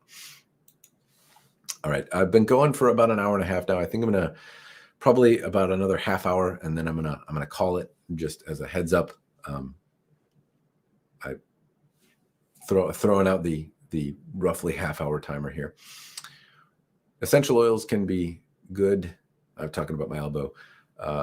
Black seed oil, but learning Qigong can we'll teach you to move energy to that spot. That's fair. I've tried it before. I'm not particularly great at it. At least I didn't seem to get energy too much. Anytime I start doing stuff, yoga helps, but then eventually it makes me just have to go poopy. It's a lazy method of utilizing quantum mechanics instead of doing the work. I don't get what you're throwing down, but if it would make my elbow feel better, I think I'd give it a shot. Your reverse psychology is making me want to donate more. I will take your money, but I don't need it. And if you have money to give, I might encourage you, sir, to check out any of this other streamers that are not streamers, but content creators that have been on here. Alien Tude, JS Bladecraft, Samurai Bird. I think they would appreciate a little bit of the love. So if you're going to, not that I won't take your money. I will take it and I will buy a beer with it. But I might suggest throwing it their way. Skall, he certainly did. He certainly sent a few people my way. It is appreciated. Once again, tip of my hat to Skall. I'm not wearing a hat, but if I were, it would do it thusly. All right. Sorry. Skipping things. Fellow Skall Raiders, don't forget to hit the like button. Reclaim the algorithm. I don't know that you're going to do that, but I do appreciate it all the same. I'm not particularly good at saying, they call it a call to action. Ask your subscribers to like and share. And I figure that most people watching YouTube know that it helps. If you want to do it, please do. If you don't, then don't. If you dislike, do it. But it helps me more if you post something nasty about why you don't like it in the comments. Even if it's nasty, it can help. And then sharing. I don't know about you, but swords in particular are such a nuanced, goofy thing. I can't imagine sharing it.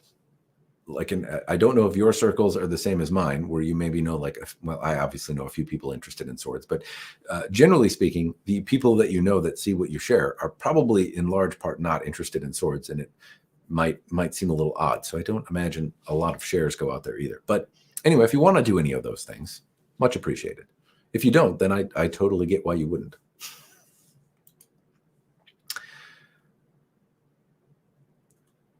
Yes.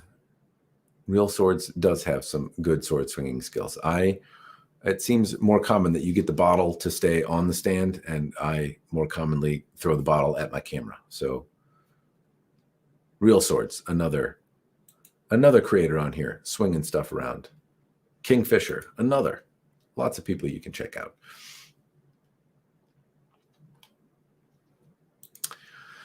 Do you go live every Saturday at this time? I do not. I go live intermittently without warning and no plan.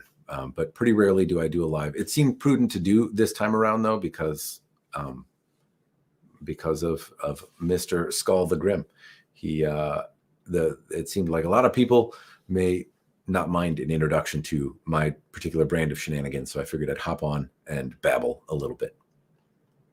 Also, because I didn't have a video to post this week. Usually, if I don't have a video to post, I will do a live at some point.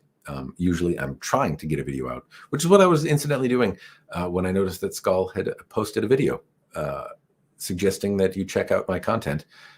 I was editing one, trying to get one done for today. So I figured it was probably just better to do this. Anyway, no, not typically. I don't have a schedule for lives. I was trying to do them like Wednesdays or Tuesdays. Unfortunately, it just scheduling and stuff sucks. So I don't. Do you still have that zombie apocalypse black blade katana? I've only seen a little review on it, but you didn't do a destruction test. I did not. The folks at Ronin asked me not to break that one.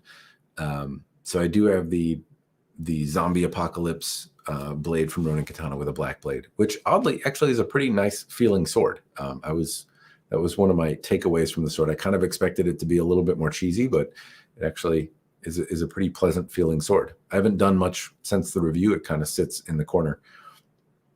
Or not in the corner. It sits in the sword room full of swords.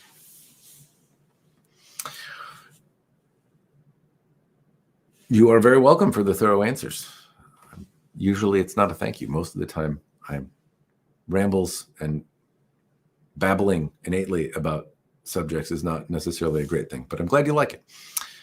Banshee Review is a cool collab. I didn't know the blade was walkie length on that. I've always thought it was a middle length for some reason. The Banshee is an unexpectedly fun one if you can get past potentially sliding up the grip on your hands. But if you don't have that problem, then it is, I think, a pretty surprisingly fun sword. Just fun. I don't know why that one didn't come up, because somebody asked me earlier, have there been swords that surprise you? And it seems like there's a lot of them. I certainly I try not to be biased or come into a review or look at a sword with an agenda. But I don't know that necessarily happens. I certainly sometimes expect things to be dumb or derpy, especially when the Banshee was like this done in a tactical way, and I didn't necessarily like other iterations of tactical things. And I wasn't necessarily expecting a lot from it, and then swinging it around, it was fun, and that was a surprising one. If you have a chance to get one, worth checking out. Bill hooks turn into pole arms if you stick a long enough pole on them. Yes, they do. I'm trying to think of a bill hook that I've gotten to see. I did get a chance to play with some of the larger pole arm things from Arms and Armor. Not really play with them, but at least hold them a little bit in a warehouse.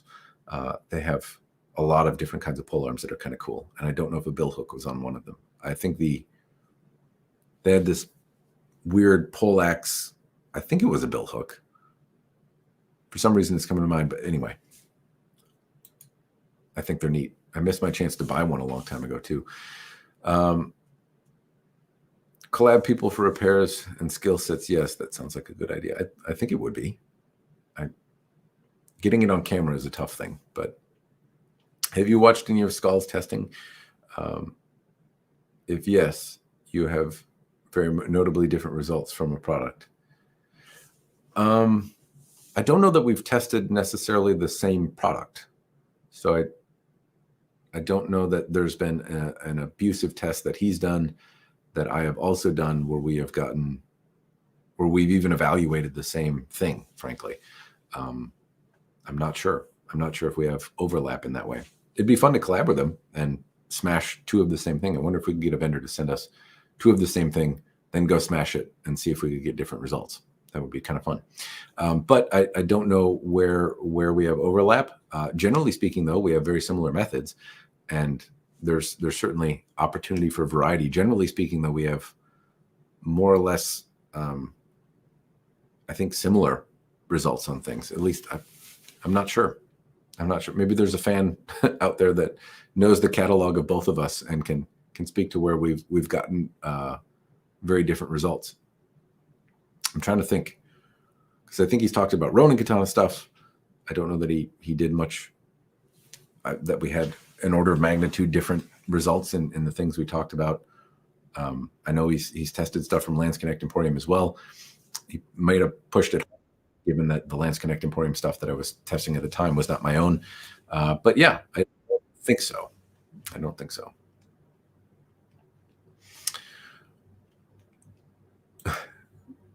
Skullagrim sent me. That is a common theme today, and welcome. I'm glad he sent you.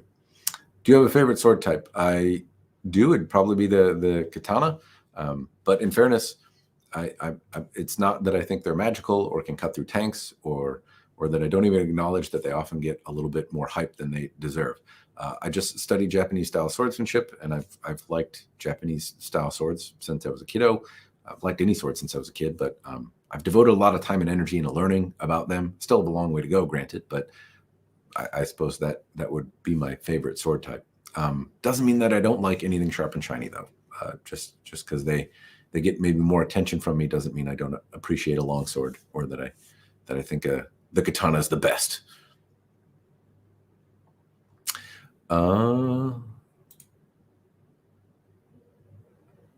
Why is that you never talk over the Tinker Bastard sword? I think I did talk about the Hanwei Tinker line of swords. I believe I reviewed the Hanwei Tinker, one of the Hanwei Tinker swords, not the long sword, but I think it was the Bastard sword. And then I also reviewed a specific sword from Tinker himself that he made. And then I did an interview with Tinker where he got a chance to respond to some of the criticisms that I made. And yeah, so I think I've covered the subject. Maybe not recently or well, but I tried. Where can you buy actual Japanese-made katanas? You can buy them from Nihonto US, Ricecracker, AOIR Japan. You can commission one from Tazando, I believe. I haven't tested this. I don't know how well it works, but it seems like you can commission genuine blades from licensed smiths in Japan. They're there. You can reach out to Paul Martin from the Japanese Sword, and he can connect you with a smith to do that. I think that they probably start somewhere around $8,000 to $10,000 would be kind of the ballpark that I'm getting. If you commission one, if you buy an antique, then you can find them for less. Do more live videos and let the elbow heal. I may do that. Looking forward to more videos. Thank you much. I will make more. Thank you for joining the members. That's appreciated. You make poor financial choices, but I appreciate it all the same. Given that sometimes people do cool stuff with memberships, I throw early access to videos, of which there aren't any in queue at the moment. Though I think there's a few in there that are probably for members only. There's a couple exclusive videos, and then you get some emojis. So you got to throw out some swirly mitsudomes while you can. All right. Hello from Germany. Skall sent me here. Thank you. Welcome. Do you have any interest in LK Chen swords? Yes, I do. I don't think they're going to send me anymore. I don't know that they were particularly happy that I broke so many of the examples they sent, but LK Chen, I've made a number of videos about LK Chen swords, and I've pushed a number, most of them to failure. So I still have the Magnificent Chujen and the Heavenly Horse Dao, but I haven't gotten one from LK Chen in a while. I don't think they plan on sending anymore, which is unfortunate. I'd certainly like and appreciate the chance to test them, but I don't think it's in the cards. But I did test a number of them, and I think they make generally very good swords. Consistently, they seem to have a good command of distal taper. There were some little nuances, over the line of swords that I've tested, and I think they've made some improvements. But the pieces with like bronze kind of dragon or bronzy medallions at the end, those medallions would break off, I think, easier than LK Chen hoped for. I think they're using a different place to do that. The Song Handao had some issues, and some of the differentially hardened blades were a little bit on the soft side. But I believe that each time I would make a critique, they seem to make honest effort into improving things, and I really appreciated it. I don't know that they necessarily appreciated me breaking everything all the time, but that was kind of my shtick. So anyway, the other bit that I can say, though, is the Chujen, the Magnificent Chujen, is a sword I absolutely love, and I didn't break it. They asked me not to. I was happy to oblige, but it held up really well. I did a video on that, and granted, I brought it to a person that moves Chinese-style swords around because I don't, and I understand that it's an older sword than the style that was being used to move it, but I figured seeing somebody competent wield it would be helpful. But I've done a number of videos on LK Chen swords, and I've enjoyed all the swords that they've sent. I think they make pretty cool stuff. Actually, before I move on from that, the Magnificent Chujen, I really, really like the Magnificent Chujen. It is one of my favorite. If there was a favorite sword that I have from LK Chen, not that all of them don't have their merits and fun, but I really think the Chujen is something really spectacular. It feels cool in the hand. It's held up well. It has, fullering and cool geometry to it. I think it's really a pretty cool sword. So if you're looking for one to get, that one gets that one I think is my favorite. Yeah, but all of them, I don't know, they're hard to pick. And from the middle of Germany, same here. Looking forward to. Well, there's a back catalog for folks new to the channel to get through, certainly. Thank you for joining, new members too. Always late. You're not that late. No, I guess you are kind of late. I'm probably going to stop in about 15 minutes. But yes, did I actually catch up with chat? Oh my God. I know I probably skipped a bunch of stuff. So I'm sorry if I missed something. Ask it again. But you're not that late. Do you have a plan to review any kind of saber? Windlass just came out with a 100% 1976 British light cavalry saber. Yes, I would really like to see the windlass light cavalry 1796. I saw when Matt Easton made a post about it. It looked really cool. I have the Cold Steel 1796 saber, and it is chunky monkey and not particularly fun to move around. And I've thought about doing a review, and I've for a long time I've basically been looking for a 1796 antique that was in good shape that didn't kill me, because it's not generally my focus on swords. But I'd like to own one or play with a historic original so that I could compare the Cold Steel. That thought is still on track. I just have to acquire a windlass. I think I'm going to wait for somebody to get tired of the one that they bought, though, and hopefully pick one up secondhand at a better price point. But that would be the one that I would like to review, because it is fun and cool and great for chopping things. And it'd be cool to have something analogous, even though obviously there was variation among the originals, but to have something from an original standpoint, and then to compare the Cold Steel and the now available windlass. I think that would be a fun video, and one that my particular brand of inexperience would be still tolerable on. The Chujen looks awesome. They have the Soaring Sky, which is similar, but longer than I want. There's just something magical about the Chujen that makes me like the looks and the feel, and it's comfortable, and I don't know how to move it, but it's just a fun sword. The Royal Arsenal was also a fun one. It was a little nubby in my hand, but still it felt immediately connected. Well, it just felt kind of self-evident in how to move it around. In contrast to the Heavenly Horse, which does not feel that way and is a much bigger version. Obviously, one's a cavalry, one's an infantry weapon. They're different things, but if you want to get something from LK Chen and something historic, the Royal Arsenal is a very simple thing, and it feels pretty cool in the hand. I like that one too. A lot of them, the Song Han Dao, the Frontier Tang Dao, that was also really cool. Yeah, all of them have been. Every one of them has been cool and thought out and neat, and you had some command over weight distribution and taper, and some had some issues, of course, but all of them were different kinds of fun. Yes, so I like the LK Chen ones. I went on a ramble again there. Been listening in the background. Your voice is nice to listen to. Thank you. I'm glad that's the case. I'm often told I'm monotone. At least that's what Teams tells me. There's this thing you can turn on in Microsoft Teams if you happen to do a lot of digital meetings, as I do, and it's like a speech coach.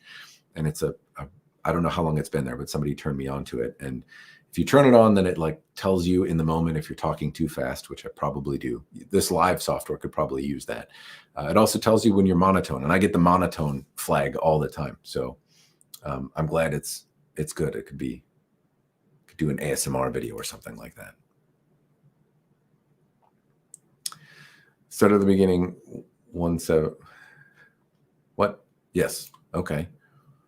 What's better, shredded wheat or I don't know. I don't know that I had. I've had frosted mini wheats, but I don't know. I don't know what either of the other ones are. Haven't had either one.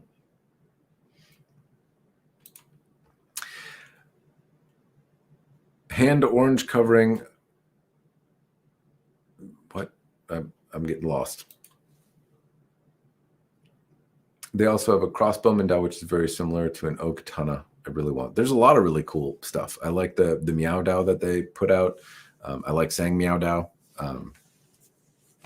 What other ones have they put out? They put out some larger, big, cool stuff. They came out with this neat looking hook shield that seems really cool.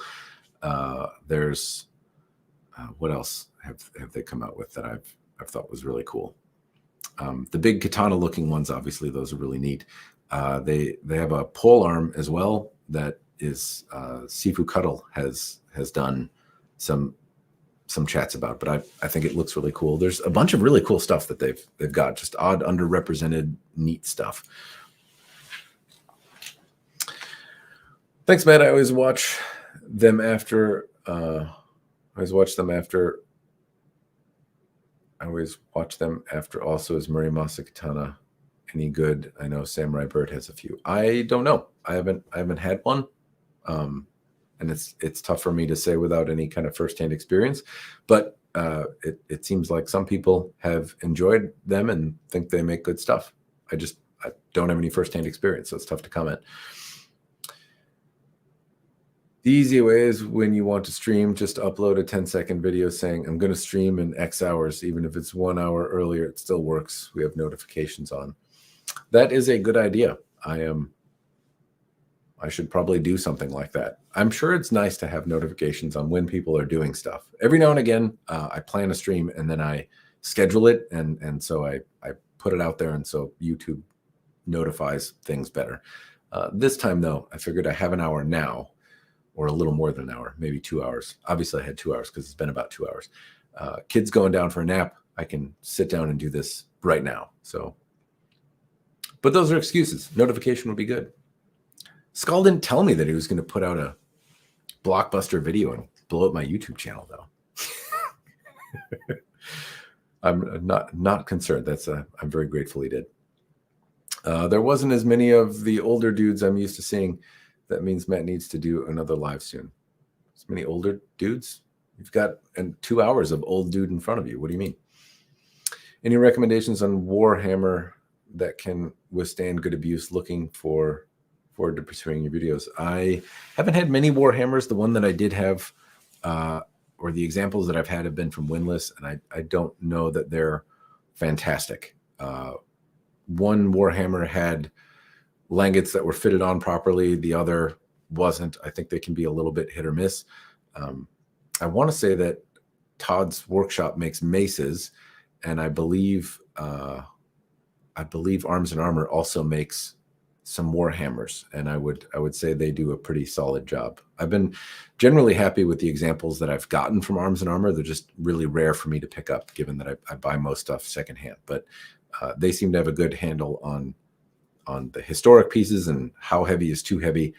So if there were anyone that could, I would say, do it well, I would point you towards Arms and Armor.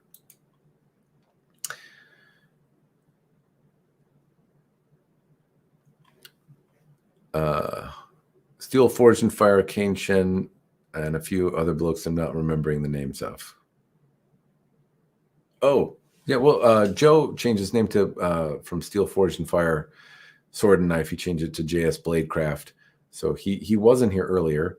I don't think I've seen Kane in, though. But a few of the old guard are here. Are you interested in viewing weapons in games?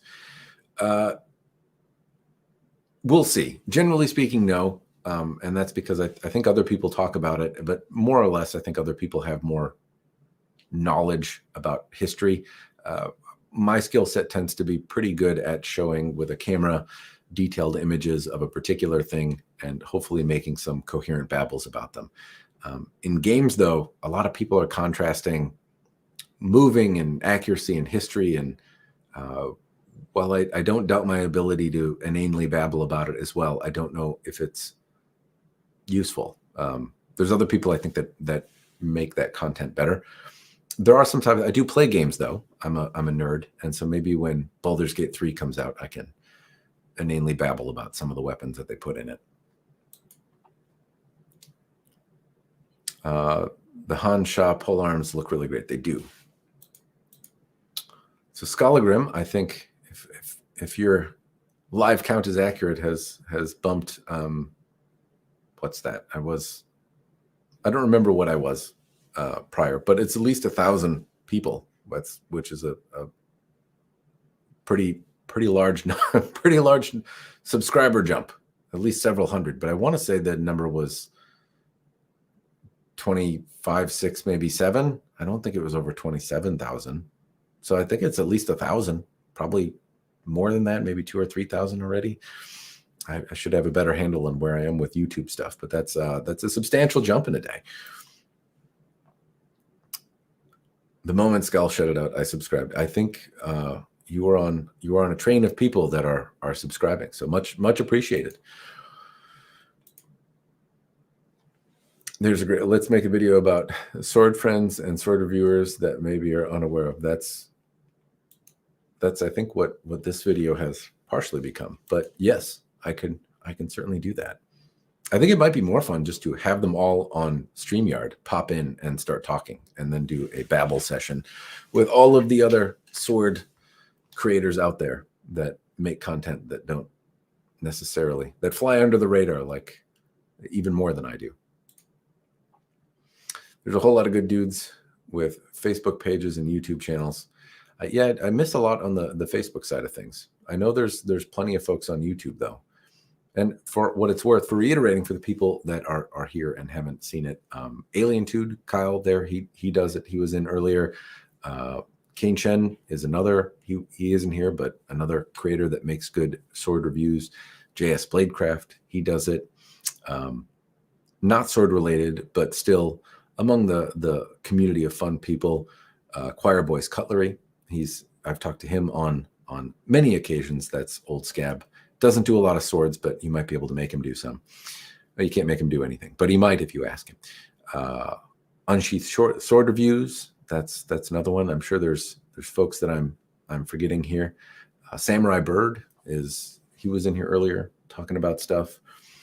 I'm drawing a blank now. Kingfisher, you make stuff. You're in chat right now. I don't do much for videos, but I have fun with them. Not so much a content creator, though some folks might get a kick out of some of my videos. I think you do a pretty good job cutting, and you've got some good shots and tutorials on making your cardboard targets, which I've been tempted to do with my mini Amazon boxes and moving boxes. Unfortunately, I threw a bunch of them away or recycled them. I didn't throw them away, but they could have made good fodder for trying to make cutting stuff. Babble stream with lots of content creators to pop in and out would be awesome. I'm glad you like the idea. That I'll see maybe if I can. If Joe is on and watching this, he is the gentleman that seems to do a better job with bringing people together. But maybe we can figure out a way to bring everybody in for a massive chat on sword shenanigans. Eric Hussein as well is another one. He hasn't been on here. Maybe he was on here, but I don't see him at the moment. Are you going to collaborate with some weapon nerds soon? Hopefully. It's always scheduling is more, it's excuses. Yeah, I'd like to. I have a few thoughts out there.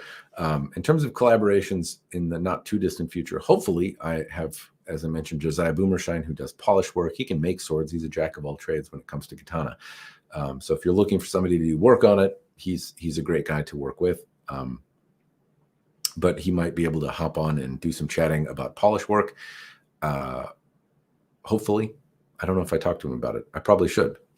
The other is, I know Carl, who also does polish work, has corrected me on my misuse of the word burnishing and where it isn't happening on swords. And I've asked him, and he seems amiable to the idea of coming on and giving some outlines of polishing and a little bit more information. And I love it when people are willing to come on and tell me I'm wrong and correct me and put good information out there. So hopefully some weapon nerds in the not too distant future. All right, I got a few minutes left, and I'm mostly caught up on chat. So, Brill, if I can get time, me and him are supposed to do a thing. Life just hasn't allowed it.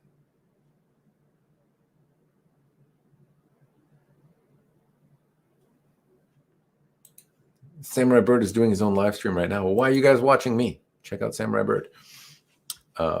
Spicy Mike is here. Did you ever, some time ago, I sent Spicy Mike some of the broken things. People sometimes asked what I do. I think Spicy Mike got a pile of broken sword chunks that he was going to make into a super sword of some kind. That might be a fun one.